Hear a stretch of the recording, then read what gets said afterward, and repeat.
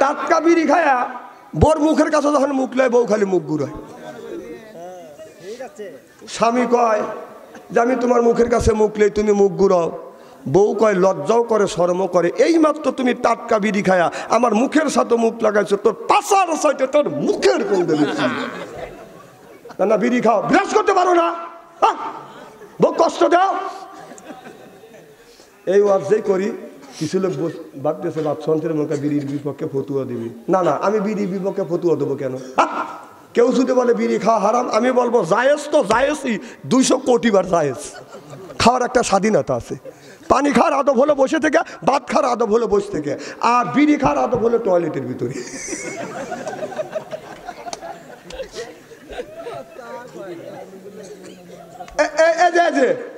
মুরব্বী ঠিক আছে ঠিক আছে, লোক তুলছে আমি বলার পর। এই যে শোনেন, এক জায়গাতে 2 জন উঠলো, কই দোষ কি ওনার? দোষ হলো শয়তানের। না না, ওনারও না, শয়তান হোক তারাইছে, শয়তান হোক বাইরে বের করে দিয়ে ওই মুরব্বিক ধরছে যে যেটা তুমি চাও। যখন পেশাব পেশাব বলবেন, পেশাব আরো বেশি চাপ দিবে, জিনিসটা শক্ত করে চিপে ধরে রাখেন। ওঠা বসা করলে ওয়াজ নষ্ট হয়ে যায়, বোঝেন না তো, ওয়াজ তো করেন না, ফস করে উঠে চলে যান। কি জন্য বলতেছিলাম?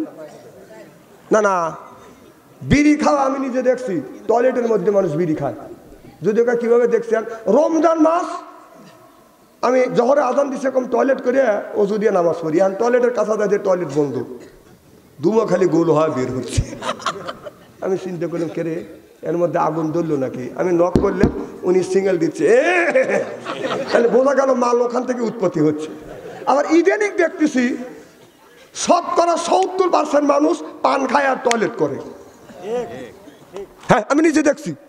যদি বলি আপনারা মানা দিবেন না, ওর বোর কাছে গেলে ও কবে, ওই বুড়ি কবে, হ্যাঁ ওই বুড়া পান খায় আর টয়লেট করে। আমি নিজে দেখছি যে এক বুড়া টয়লেট থেকে বের হচ্ছে, মুখ লড়তেছে। কই গেছিলে? কয় টয়লেটে। কম মুখ লড়ে, পান খাইলেন। কম টয়লেটে যা পান খায় মানুষ। হুজুর পান না খালি টয়লেট হয় না। তাহলে বোঝা গেল এই মুহূর্তে পান ঢুকায় আর ও মুহূর্তে বের বের করে বাইর করে। না না, আমার কথা হলো যে হালাল দিনে যদি টয়লেটে যাও, যদি খাও, তাহলে একটু গু তুলে চুল মনে করে পড়া খাও না, তা পারবেনি না। আচ্ছা, এই কথাটা আমি বলতে পারি কি পারিনি? কথা করে বোঝেন, ঘটনাগুলি ঘটতেছে কি? হালাল জিনিস কিভাবে টয়লেটে যা খায় আর ফেরফার করে বাই করে দেয়। ঢাকা গেছি আমি সভা করবার জন্য, ছোটবেলায় দেখছি তো প্রত্যেকটা বাড়ির টয়লেট, আর টয়লেট ছিল হলো 50 বাড়ি থেকে 50 গজ দূরে।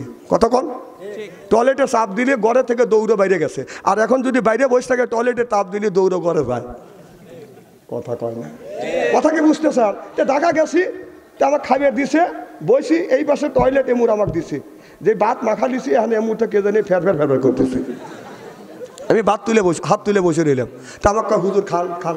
আমি খাবো। ও মুড়ে ফের ফের করে, কে জানি টয়লেটে গেছে। তখন ওই মুড়ে ফের ফের করবে, আর এখানে আমি খাবো, আমার পক্ষে সম্ভব না। হ্যাঁ হ্যাঁ, এমন একটা সময় আসবে, উপরতলা নিচতলায় বসে শুয়ে থাকবে, উপরতলা ফের ফের করবে, তারপরও ধৈর্য ধরে টাকা লাগবে। অবস্থা কিন্তু তাই হয়ে গেছে। গরু বাছর যেখানে খায় সেইখানে শোয়, আর এখন এই জায়গায় খাবারের জায়গা, এই জায়গায় শোয়ার জায়গা, এই জায়গায় ফাটাফাটি। আপনার মানুষের চেহারা দেখলে বাদান বোঝা যায় না। আপনার চেহারা দেখলে মনে করবেন চৌথ আসমান থেকে গোসল করে আসছে, দাড়ি দেখলে মনে করবেন জিবরাইলের ভাইরা, জুব্বা দেখলে মনে করবেন আজরাইলের খালু, ওর কাজকর্ম দেখলে ইবলিস লজ্জা পায়। আছে না নাই? তাহলে বাহিরের চেহারা দিয়ে মানুষকে বাজান বোঝা যায় না। বাহিরের চেহারা হলো বাজান আপনার ক্ষণিকের জন্য, আর অন্তরের চেহারাটা বাজান অনির্দিষ্টকালের জন্য। বাহিরের চেহারাটা হলো জন্মগত, আর ভিতরের চেহারাটা বাজান গুণগত। চিল্লে কন্যার হাওয়া। তাহলে আমরা জন্মগত মানুষ হব না, গুণগত মানুষ হব। কথা কয় না? আমার কথা কি বোঝা যাচ্ছে? তাহলে কথা উত্তর দেন না কে? আমরা জন্মগত মানুষ হব না গুণগত মানুষ হব? গুণগত মানুষ। সুবহানাল্লাহ সরকার। কারণ জন্মগত মানুষ হলো আবু জেহেল, এই আবু জেহেল জন্মগত থেকে বাদান ভালো, ওই লোকটা এখনো বাদান ভালো হইতে পারে নাই। আমার বাইরে আমার আবু জেহেল বাজারে গেছে, বাদান বাজারে যা দেখে একটা সুন্দর একটা উট বিক্রি করতেছে। আবু জেহেল হলো বড় নেতা। যখন এইটা বাদান বিক্রি করতেছে, আবু জেহেল বলতেছে ভাইজান এই উটের দাম কত? 500 দিরহাম। আবু জেহেল বলে এই উটটা আমি নেব, তোমাকে আমি 550 দিরহাম দেব। এবার টাকা কিন্তু আজকে দিব না, আগামীকাল তোমাকে টাকা দিব। এবার লোকটা মনে মনে চিন্তা করলেন আমি গরিব মানুষ। আবু জেহেল হলো মক্কার ভিতরে সবচাইতে বড় নেতা। নেতা মানুষ একটা জিনিস আছে, আর যদি না দেই তাহলে নেতা কেমন কি বলবে। আমার বাইরে আমার টাকা ছাড়া বাকিতে বাদান উঠতে বাদান দিয়েছে। পরের দিন লোকটা যখন আপনার উটনির টাকার জন্য গিয়েছে, আবু জেহেল বলল আজকে দেব না, আগামী সপ্তাহে দেব। আবার লোকটা আগামী সপ্তাহে যায়, বলে আজকে দিব না, আগামী সপ্তাহে দিব। এইভাবে বাদান ঘুরাইতে ঘুরাইতে 6টা মাস পর্যন্ত লোকটাকে বাদান ঘুরাইছে। আবু লাহাবের কাছে বাদান বিচার চাইছে, আবু লাহাব বিচার দিতে পারে নাই। আবু সুফিয়ানের কাছে বিচার চাইছে, আবু সুফিয়ান বাদান বিচার দেয় নাই। ওতবা সাহাবার কাছে বাদান বিচার চাইছে, সেও বাদান বিচার দিতে পারে নাই। একজন বাদান খারাপ হলো, খারাপের মধ্যে ভালো মন্দ আছে না নাই? এটা 5টা আঙুল ছোট বড় আছে না নাই? মানুষ খারাপ আছে, খারাপের মধ্যে বাদান ভালো মন্দ আছে। ওতবা আর ওতবার সাহাবা এরাই দুইজন বলতেছে যুবক তুমি যদি টাকা নিতে চাও, আবু জেহেলের কাছ থেকে জীবনে টাকা তুমি তুলতে পারবো না। টাকা যদি তুলতে চাও, ওই যে বসে আছে মুহাম্মদ সাল্লাল্লাহু আলাইহি সাল্লাম বিশ্ব নবী, ওনার কাছে যা বলবে ওনাই যদি তুলে দিতে পারে। তাছাড়া মক্কার ভিতরে কোনো মানুষ এই শেষরা আবু জেহেলের কাছ থেকে টাকা তুলতে পারবে না। আমার কথা কি বুঝতেছে? আমাদের সমাজের মধ্যে শেষরা লোক আছে না নাই? আমার ভাইরা আমার, এবার আল্লাহর নবীর কাছে যাইয়া লোকটা সালাম দিলেন, আসসালামু আলাইকুম ইয়া রাসূলুল্লাহ, ইয়া হাবিবাল্লাহ, আমার সালাম লেনা। আল্লাহ নবী বললেন কে তুমি? আমাকে সালাম দিলে তোমাকে চিনি না। কয় আমি এই মক্কার মধ্যে একজন গরিব মানুষ, তবে হুজুর আমি আপনার কাছে আসছি, একটা বেকায়দায় পড়ে গেছে। কয় কি বেকায়দা? কয় 6 মাস আগে আমি আবু জেহেলের কাছে একটা উটনি বিক্রি করছি, আবু জেহেল কালকে দিবে, দেওয়ার কথা বলে বলে 6 মাস হয়ে যাচ্ছে, আবু জেহেল টাকা দেয় না। আবু লাহাবের কাছে আমি অবজেকশন করছি, আবু সুফিয়ানের কাছে আমি বিচার প্রার্থী হয়েছি, ওতবা সাহাবার কাছে আমি বিচার চাইছি, কেউ বিচার দেয় না, কেউ টাকা তুলে দিতে পারে নাই। তবে আমাকে একজন লোক বলল, 2জন লোক বলল, ওই যে ওই লোকের কাছে যাও। কয়কে দেখা দিছে? কয় ওতবা আর ওতবার সাহাবা। এই 2জন দেখা দিলেন আমার বিশ্ব নবী। আপনার ওই যুবককে নিয়ে আবু জেহেলের বাড়িতে যা বলে, চাচা আপনি কি বাড়ি আছেন? আমার নবী যখন ডেকেছেন, আবু জেহেল বাদান দৌড় ঘরের মধ্যে থেকে বের হয়ে আসছে। কি বাতিজা তুমি আমার বাড়িতে কি জন্য আসছো? বলে চাচা এই ছেলেটার কাছ থেকে 6 মাস আগে কি আপনি উট নিয়েছেন? বলে হ্যাঁ উটনি নিয়েছি। কয় টাকা কি দিয়েছেন? কয় টাকা আমি দেই নাই। কয় চাচা তাড়াতাড়ি করে এই যুবকটা টাকা দাও। আবু জেহেল বলো বাতিজা অপেক্ষা করো, আমি ঘরের মধ্যে থেকে টাকা নিয়ে আসি। আবু জেহেল দৌড়া ঘরের মধ্যে থেকে বাদান টাকা এনে আমার নবীর হাতে তুলে দিলেন। আমার নবী টাকাটা নিয়ে ওই যুবকটাকে বাদান ওই গরিব মানুষকে দিলেন, যিনি উট বিক্রি করছে। কয় দিরহাম বিক্রি করছিল? কয় 500। আপনার 550 দিরহাম। কয় 550 দিরহাম কি পেয়েছো? কয় হ্যাঁ পেয়েছি। এবার আমার নবী বলল তুমি চলে যাও। এবার ওতবা সাহাবা আবু লাহাব এরা যা বলতেছে, আবু সুফিয়ান বলতেছে আমরা টাকা চাইছি, ছেলেটাকে টাকা দেও নাই। আর মুহাম্মদ সাল্লাল্লাহু আলাইহি সাল্লাম সাহামাত্র তুমি টাকা দিলে। এবার আবু জেহেল বলল আমি যা দেখছি তোমরা তা দেখো না, কারণ মুহাম্মাদের পাশে এমন একটা বিকট একটা আকার ধারণ করেছিল, আমি যদি টাকা না দিতাম মুহাম্মদ সাল্লাল্লাহু আলাইহি সাল্লাম তখনই দুনিয়া থেকে আমায় বিদায় করে দিত। সিল্লাকান আল্লাহু আকবার। আবু জেহেল ছিল জন্মগত, আর হরজত আমার ছিল বাদান গুণগত।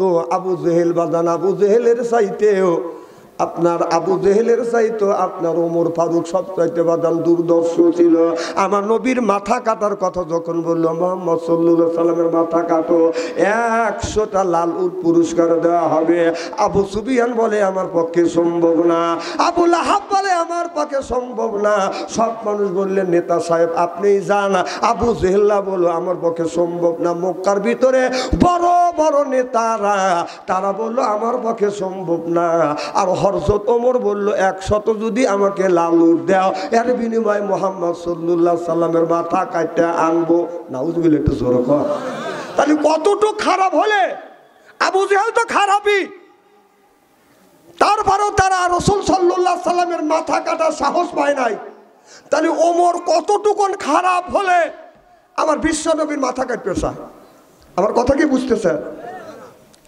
আমার ভাইরা আমার, আবু জেহেল্লা যখন এই ঘোষণা দিলেন, ওমর বড় একটা তরবারি নিয়ে আমার নবীর কাছে বাদান চলে গেল। অনেক ঘটনা, এই ঘটনা বলা আমার উদ্দেশ্য না।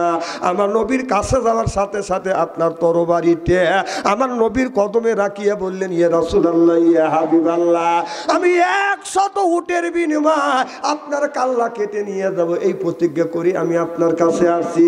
আপনার আচার আচরণ, আপনার চেহারা দেখে আমি মুগ্ধ হয়ে গেছি। নবী গো, আমার বাবা মা আপনার কদমে কোরবান হয়ে যায়, আর মুহূর্ত দেরি নয়, আমাকে কলমা পড়িয়ে দেন, লা ইলাহা ইল্লাল্লাহু মুহাম্মাদুর রাসূলুল্লাহ। সকলে পড়ুন সাল্লাল্লাহু আলাইহি ওয়াসাল্লাম। আমার ভাইরা আমার,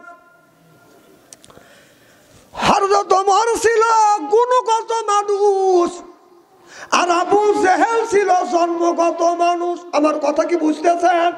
আমি কিন্তু একটা সাবজেক্ট নিয়ে আপনাদের সামনে আলোচনা করবো, বাদান গুণগত আর জন্মগত মানুষ নিয়ে আমি বাদান একটু আলোচনা করব। আপনারা কি শোনার জন্য রাজি আছেন? আল্লাহ কোরআন কারিমের মধ্যে 80 থেকে 82 জায়গা বললেন, ওয়াকিমুস সালাহ, নামাজ কায়েম করো, যাকাত আদায় করো, কুতিবা আলাইকুমুস সিয়াম, রমজান মাস আসতে রোজা রাখো। এ কথা কার? কোন ব্যক্তি যদি নামাজ পড়ে আল্লাহ আদর কইরে কইরে বাদান তাকে জান্নাতে দেয়। সুবহানাল্লাহ বললেন না? যেমন আমাদের বাড়িতে যদি আসে বাদান মেহমান, এই মেহমানকে পাইয়ে আমরা করি বাদান আদর, পাইরে দেয় বাদান বিদেশি চাদর, আর তো মনে করে হায় রে আমার বড় কদর।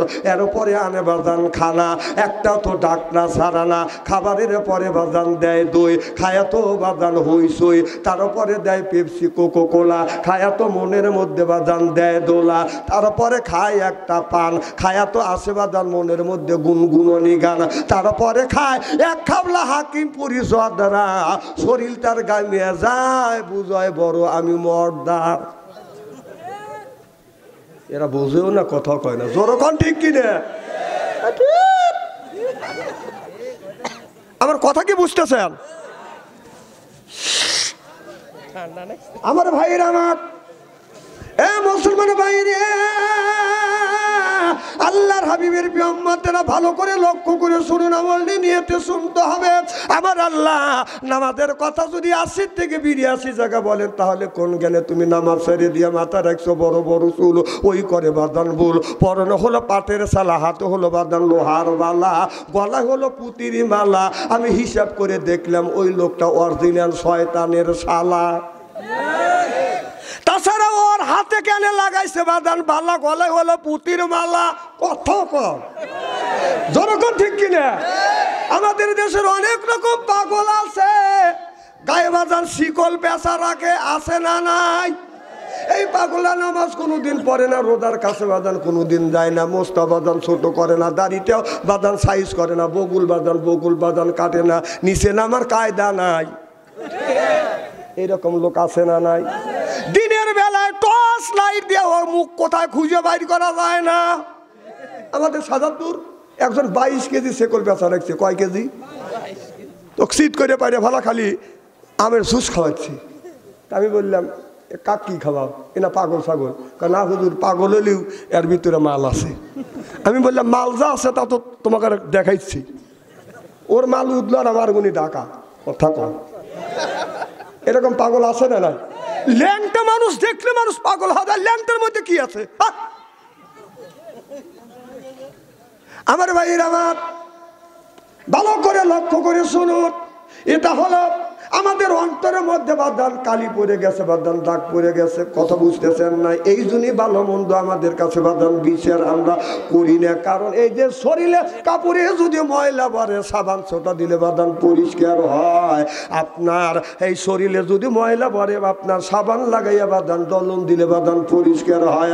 আপনার অন্তরের মধ্যে যদি ময়লা ধরে কি দিয়ে আপনি পরিষ্কার করবেন? ও মনে বাবলা পাতার দাগ লেগেছে, মনে বাবলা পাতার দাগ লেগেছে, ধুইলে কি যায় সাবানে সাবানে, মনের ময়লা মুজবে কেমনে, খাজলো তো যায় না রে দুলে, স্বভাব যায় না রে মলে, শিকার গন্ধ যাইবে কি ভাই, সুসর গন্ধ যাইবে কি ভাই, গোলাপ জল দিলে মনের ময়লা মুজবে কেমনে, জোরকন ঠিক কিনে। নবী বললেন কুল্লো সাইল সে কালাতুল কুল্লু বিল যিকরুল্লাহ, বেশি বেশি করে জিকির করো, কলবের ময়লা পরিষ্কার করে দিবে কে? আল্লাহ আল্লাহ মিকুনা শামসু কামা, আল্লাহ আল্লাহ মিকুনা আরদু জামা, আনতুম আলানা বাস্তুম মুসলিম কিসানা হায়, আনতুম আওলানা বাস্তুম মুসলিম হোতা কাম হয়, জোরকন মারহাবা নারে তাকবীর।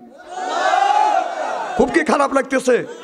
আচ্ছা আমি ক্লাস ওয়াজ একটু বেশি টাইম করতে চাচ্ছি, নিয়ত করছি। আপনারা আসান তো?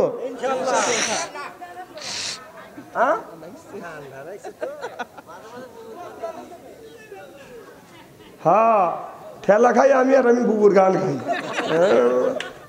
বুবুর রাতের গুতনি তো খাও নাই, যে খাইছে হেরাই বুঝছে। আর নাই বুবা আবার 24 তারিখ আসতেছে,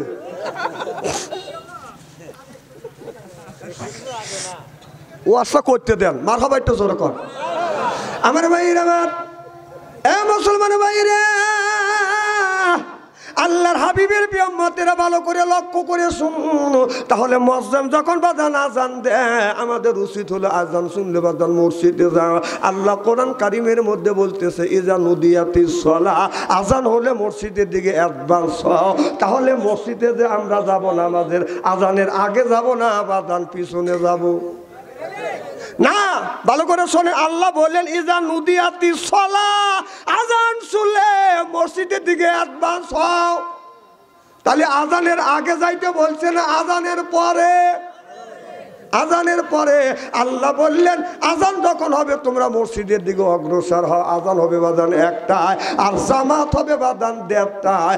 আপনি 12:30টার সময় আপনার অজু দিয়ে জুব্বা গায়ে দিয়ে মসজিদে যাইয়া আপনার ফ্যান লাগবে 1টা, আপনি 3টে ফ্যান দিয়ে যে বাতাস খাচ্ছেন, 2টে ফ্যানের বিলকে আপনার বাপ দিবে। কথা হ্যাঁ, মসজিদে দাদু অপচয় করতেছে, তোমার ফ্যান লাগবে 1টা, আর যদি তুমি 3টে ফ্যান দিয়ে যাও আর 2টে ফ্যানের বিল কি তোমার বাপ দিবে?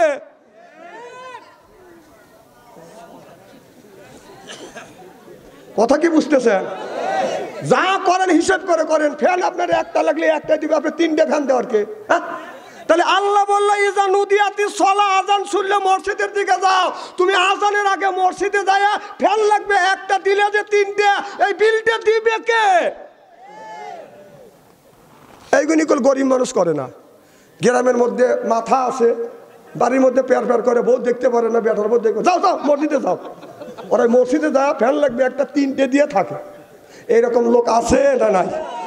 তারপরে আল্লাহ বলছে নামাজ পড়ার সাথে সাথে কাজের দিকে অগ্রসর হও।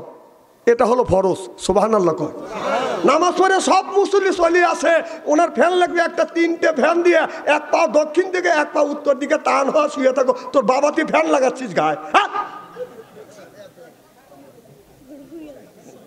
এটা কথা কি আমি অবাস্তব বলতেছি নাকি? মারহাবা একটু জোরে কর। এদিক দেখান। আজ কানাকোষা নাই, কানাকোষা হবে কাল স্টলে। এখন আজ ওয়াজ হবে, কাল তাফসির হবে স্টলে। বাম হাত দিয়ে চা খাবে, ডান হাত দিয়ে সিগারেট টান দিয়ে বলবে আরে কত হুজুর দেখলাম রে। না না, কয়টা হুজুর দেখছে আর কয়টা শর্মাইছে? হ্যাঁ, হুজুর খালি দেখেই যাও, খুব তো দেখছে হুজুর। আমাদের সময় বাজার মোবাইলে রিংটং যখন বেজে উঠছে, অমনি আপনার সালাম ফিরেনের সাথে সাথে যত গুণী মুসল্লি আছে ওই লোকটা একদম কায় তোর নামাজের সময় মোবাইলটা তুই বন্ধ করে রাখতে পারি না। ভুল তো মানুষেরই হয়, যেরকম ঠিক কিনা?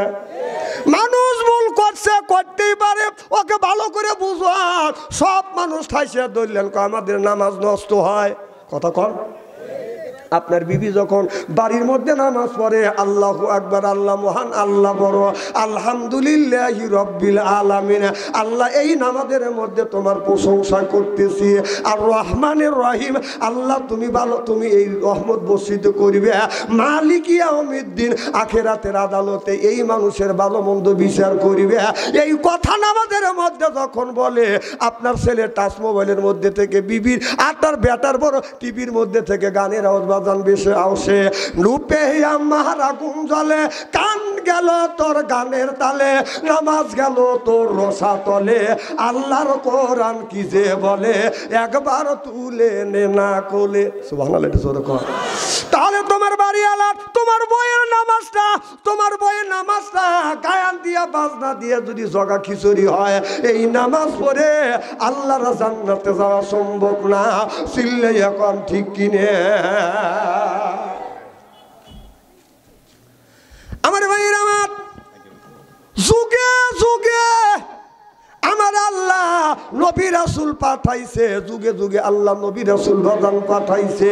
আমার আল্লাহ বলেন, ওয়ালাকাদ বাসনা ফি কুল্লি উম্মতি রাসূলা আনি ইবুদুল্লাহ ওয়াসতানিবু তাগুত। আল্লাহ বলে, ও দুনিয়ার মানুষেরা, আমি আল্লাহ যুগে যুগে তোমাদের কাছে নবী রাসূল পাঠাইছি। সিল্লাকান আল্লাহু আকবার, নারে তাকবীর।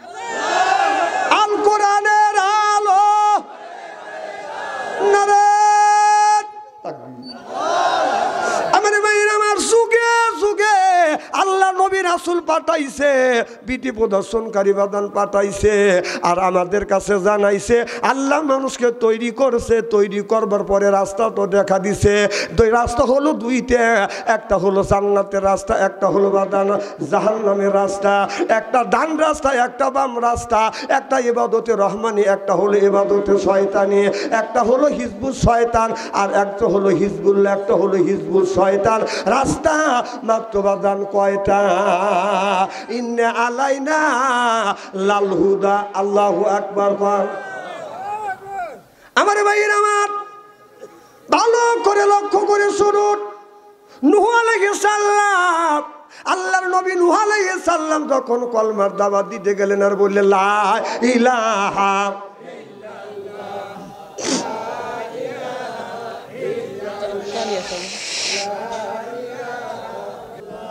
এই পাওনে মার বান্ধ বেলা, আকাশে লাগবে মরণ বেলা, এই পালে মার রৌশনীতে কবর হবে তোমার উজালা।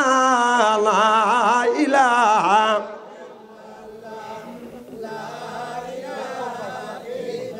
বহু দূরে মদিনা, হায় হায় কেমনে যাব জানি না, দয়াল আল্লাহ দয়া করো, নসিব করো মদিনা। লা ইলাহা, আমি তোরে বলে লা ইলাহা, ফুলের কনে কনে বমর গুণ গনে, মারহাবা কর, ওই নামেরই সুর শোনা যায়, হইলাম পাগল পারা। লা ইলাহা ইল্লাল্লাহ, সুবহানাল্লাহ, আলহামদুলিল্লাহ, লা ইলাহা। আমার ভাইয়ের, আমার আল্লাহ বললেন, ওয়াকাদা রব্বুকা, হে বান্দা আমার দাসত্ব করো, আল্লাহ তা'বুদু, আমার গোলামি করো, ইল্লা ইয়াহু, আমার বন্দেগী করো, ওয়া বিল ওয়ালিদাইনি ইহসানা। আল্লাহ বলে, বান্দা আমার দাসত্ব আমার গোলামি করবার পরে তোমরা তোমার নিজ নিজ পিতা মাতার খেদমত করবে। আজকে মা হইছে বুড়ি, গার চাইতে মার গুড়ি, আল্লাহ বলে ওয়াকাদা রব্বুকা, হে বান্দা আমার দাসত্ব করো, আল্লাহ তা'বুদু আমার গোলামি করো, ইল্লা ইয়াহু আমার বন্দেগী করো, ওয়াবিল ওয়ালিদাইনি ইহসানা। আল্লাহ বলে বান্দা আমার দাসত্ব আমার গোলামি করবার পরে তোমরা তোমার নিজ নিজ পিতামাতার খেদমত করো। আজকে মা হইছে বুড়ি, গার যাইতে আমার গুড়ি, বাবা হইল বুড়া, পিঠের উপর ধরে ধরে বুড়া, শ্বশুর হচ্ছে আব্বা যান, শাশুড়ি হচ্ছে আম্মা যান, বিয়া করছে বিয়ারা যান, ওরাই সব জানের জান, পরাণের পরাণ, জোরকম ঠিক কিনে। আজ মার কথা লাগে না ভালো, শাশুড়ির কথা মিষ্টি, বাবার কথা নিমতিতে, শ্বশুরের কথা চিনি, বাবার কথা নিমতিতে, শ্বশুরের কথা চিনি, জোরকম ঠিক কিনে। তুমি যদি মার পায়ে হাত রাখিয়া, বাবার পায়ে হাত রাখিয়া যদি সুমা খাও, মোল্লা আলী কারিম রহমাতুল্লাহ আল্লাহ বলেছে কেউ যদি মা বাবার পায়ে হাত থেকে যদি সুমা খায়, সে যেন আল্লাহর জান্নাতের খাম্বায় সুমা খাইলো। সুবহানাল্লাহ। মা বাবার পায়ে হাত থেকে সুমা খায় না, শ্বশুর বাড়ি যাবা যান খামসা খামসি করে, কথা কন্যাকে নেকি আছে কোথায় আর নেকি রইছে কোথায়, নেকি আছে কোথায় আর নেকি তালাশ করে কোথায়। তামাম পৃথিবীর শ্বশুর শাশুড়ি একটা জামাইয়ের পক্ষে যদি আল্লাহর কাছে যদি দোয়া করে, আর আপনার মা অথবা আপনার বাবা যদি আল্লাহর কাছে দোয়া করে, খালি মা বাবা বলবে আল্লাহ আমার সন্তানকে তুমি দেখো, বলাও সে দোয়াটা আল্লাহর আরশে আযিমে পৌঁছাও সে। আর তামাম পৃথিবীর শ্বশুর শাশুড়ি যদি দোয়া করে, দোয়া কবুল হইতেও পারে নাও পারে। আল্লাহ তিন শ্রেণী মানুষের দোয়া কবুল করে, মুসলিমের দোয়া, মুসাফিরের দোয়া আর মা বাবার দোয়া। 100 সুবহানাল্লাহ। আর অন্য মানুষের দোয়া 50% কবুল হইতেও পারে নাও পারে। আমার ভাইয়ের আমার, মা বাবার সাথে সুন্দর ব্যবহার করবেন। আপনি চাকরি করেছেন, চাকরি করিয়া প্রথম বেতন পাইছেন, এই প্রথম বেতনের টাকা আপনি কারে দিবেন? এই প্রথম বেতনের টাকা আপনি মাদ্রাসায় দিবেন না, মক্তবে দিবেন না, মসজিদে দিবেন না, পীরের দরবারে দিবেন? আল্লাহ বলে আলিশ কুরুলি ওয়ালে ওয়ালে দাইয়া ইলাইয়াল মাসির। আমার ভাইয়ের আমার, মা বাবার সাথে সুন্দর ব্যবহার করো, মা বাবার মনে আঘাত দিও না, চোখ রাঙাইয়া কথা বলবে না। মায়ের সাথে সুন্দর ব্যবহার যদি করতে পারো, মা বাবা যদি খুশি হয় আল্লাহ খুশি, মা বাবা যদি বেজার হয় আমার আল্লাহ বেজার হয় যাবে। আল্লাহু আকবার। তাহলে আমি বলতেছিলাম ফালিল ওয়ালিদাইনি ওয়াল আকরাবি, প্রথম বেতনের টাকা এনে আপনি আপনার মা বাবাকে দিবেন। সুবহানাল্লাহ বললেন না? আর বন্ধু আপনার উম্মতকে বলে দিবেন কোন খাদে খাদে তারা এই ধরনের কাজ করবে। আপনার বোনের মেয়েকে বিয়ে দিতে পারতেছে না টাকার অভাবে, ওই জায়গা তুমি 50,000 টাকা দাও, এ কথা কার? জোরে কর। আল্লাহ বলতেছেন ফালিল ওয়ালিদাইনি ওয়াল আকরাবি। এরপরে তোমার ভাইয়ের একটা মেয়ে বিয়ার উপযুক্ত হয়েছে, টাকার অভাবে বিয়ে দিতে পারতেছে না, তুমি ওখানে 50,000 টাকা দাও। সুবহানাল্লাহ, একটু জোরে কর। তারপরে মসজিদে দান করো, মাদ্রাসায় দান করো, মক্তবে দান করো, কোনো অসুবিধা নাই, কিন্তু নিজের ভাই, মা বাবা, ভাই বোন এদেরকে দেখতে হবে। কথা কার? আল্লাহ। আমার ভাইয়ের আমার, আল্লাহর নবী বিশ্ব নবী মুহাম্মদ রাসূলুল্লাহ সাল্লাল্লাহু আলাইহি ওয়াসাল্লামের দাদা বাদান 3 দিন বাদান বাড়ি ছিলেন না, নবীর মাও নাই, মাতৃগর্ভে তো বাবা বাদান মারা গেছে। আমার নবী বাদান দাদার কাছে বাদান লালিত পালিত হইছে। মা মৃত্যুর পরে আমার নবীকে কে দেখাশোনা করবে? দাদার কাছে লালিত পালিত হয়েছে। দাদা 3 দিন বাড়িতে নাই। আমার নবী সকাল থেকে সন্ধ্যা পর্যন্ত অনাহারে, কেউ বাদান খাবার দেয় না। রাত্রি বাদান প্রভাত হয়ে গেছে, এক রাত একদিন হয়ে গেছে। সকাল 10টা বাজে আমার নবীর পেটে বাদান খাবার নাই, একদিন এক রাত চলে গেছে, পরের দিন রাত সকাল বাদান 10টা বাজে আমার নবীর একটা চাচাও চাচিও বাদান আমার নবীকে খাবার জন্য ডাকে না। এতিম দেখিলে তুমি মিষ্টি কথা কইও, ওই গরিব মানুষ দেখলে তুমি মিষ্টি কথা কইও, এতিম দেখিলে মাথায় হাত বুলাইয়া দিও। আমার নবী মনে মনে চিন্তা করতেছে, আল্লাহ 3 দিন ধরে দাদা নাই, এক রাত একদিন হয়ে গেছে আমি খাবার খাই না, এখন বেলা বাজে 10টা, ক্ষুধার যন্ত্রণায় আমার নবী সহ্য করতে পারতেছে না। আমার নবী চাচা চাচির ঘরে দরজার কাজ দিয়ে যায়, আর নবী মনে মনে চিন্তা করতেছে ঘরের পাশ দিয়ে গেলে আমার চাচা আমাকে ডাক দিবে, আমার চাচি ডাক দিবে, মোহাম্মদ এক লোকমা খাবার খাও। আমার নবী যে বাজান খাবার খাবে, আমার নবীর বাজান বাপ চাচা ছিল বাজান 8 জন, নবীর বাবা মারা গেছে, এখনো 7 জন চাচা দুনিয়ায় বাজান জীবিত আছে। আমার নবী এক এক করে 7 চাচার ঘরে দরজার কাজ দিয়ে যায়, কেউ বাজান ডাকা দেয় না, এক মুষ্টি খাবার আমার নবীরে দেয় না। আমার নবী চোখের পানি ফেলে কান্দে আর বলে, আল্লাহ মাতৃগর্ভে আমি বাবা হারাইছি, 6 বছর বয়সে আমি নবী মা হারাইয়া এতিম হইছি, আজ প্রায় 1 রাত 2 দিন হয়ে যাচ্ছে আমি তো অনাহারে রয়েছি, কেউ আমারে খাবার দেয় না। আজকে যদি আমার মা যদি বেঁচে থাকতো, বাবা যদি বেঁচে থাকতো, আমি নবী আর আমার এত কষ্ট করতে হইতো না। সিল্লাকান আল্লাহু আকবার। আমার ভাইয়ের আমার নবী মক্কার অলি গলি দিয়ে বাদান করে, আমার নবীর পা বাদান মাটির থেকে বাদান এরকম করে ছেঁচড়ে যায়, পা বাদান তুলতে পারে না, ক্ষুধার যন্ত্রণায় নবীর পা উঠছে না।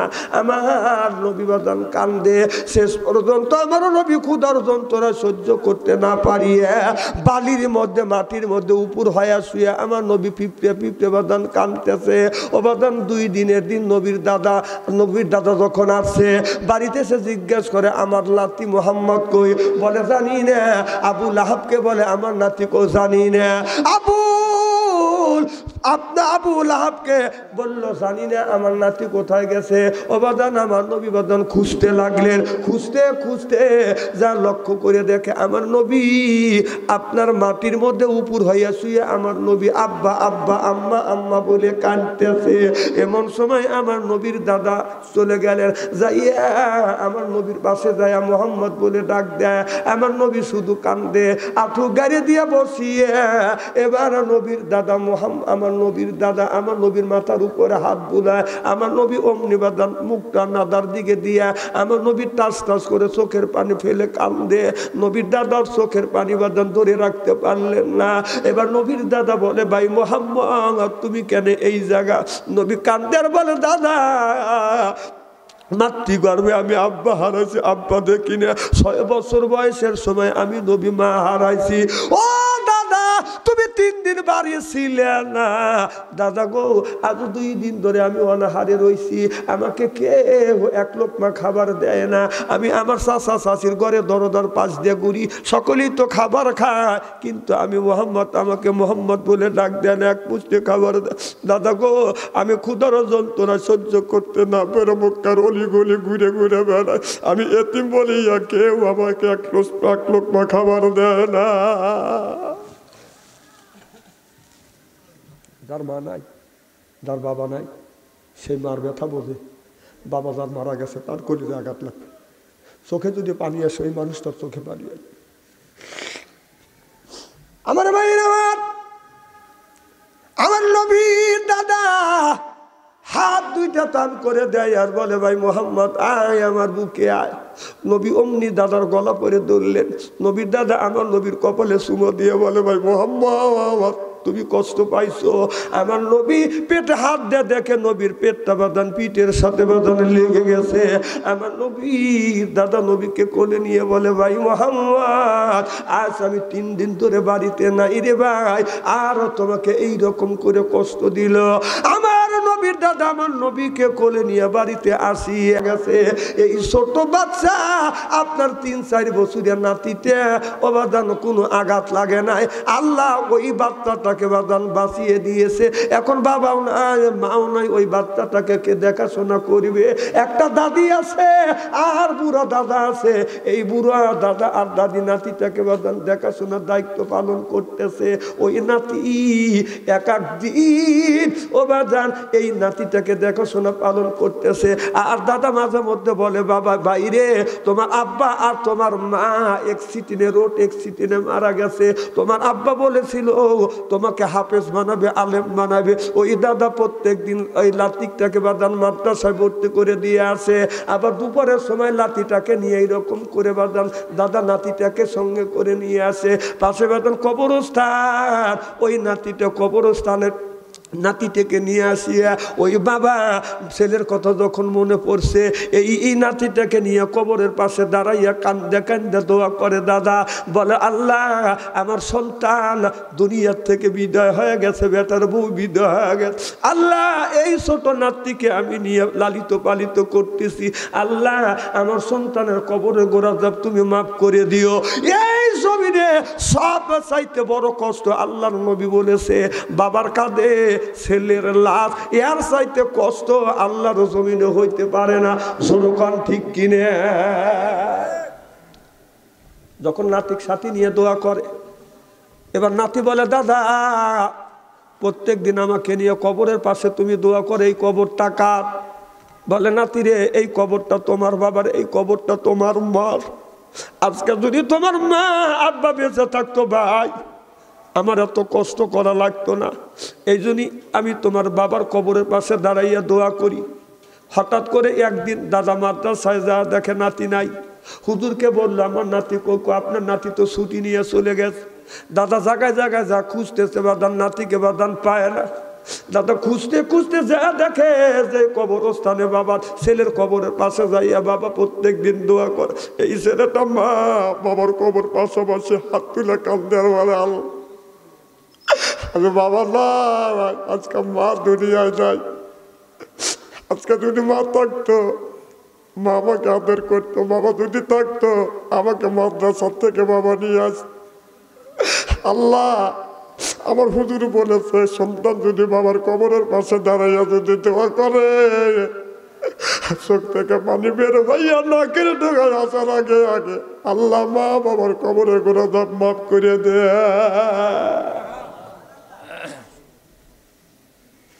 ছোট্ট বাচ্চা দোয়া করতেছে।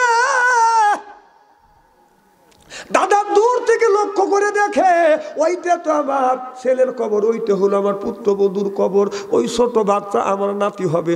যা দেখে এই ছোট বাচ্চাটা কান্দে কান্দে দোয়া করতেছে, আল্লাহ আমার বাবাকে কিছু মনে পড়ে, কিছু মনে পড়ে না। মাকে মার কথা মনে পড়ে, কিছু মনে পড়ে না। আল্লাহ আমার দাদা আমাকে মাদ্রাসা ভর্তি করে দিছে। আর দাদা আমাকে বুঝা, তোমার মা বাবা নিয়ত করেছিল তোমাকে আলেম বানাবে, হাফেজ বানাবে। মার কবরের পাশে বাবার কবরের পাশে দাঁড়াইয়ে কান্দে আর বলে, মারে আব্বা তোমরা ছায়া দেখো, আমার দাদা মাদ্রাসায় ভর্তি করে দিছে, তোমার ছেলে 30 পারার হাফেজ হয়ে গেছে।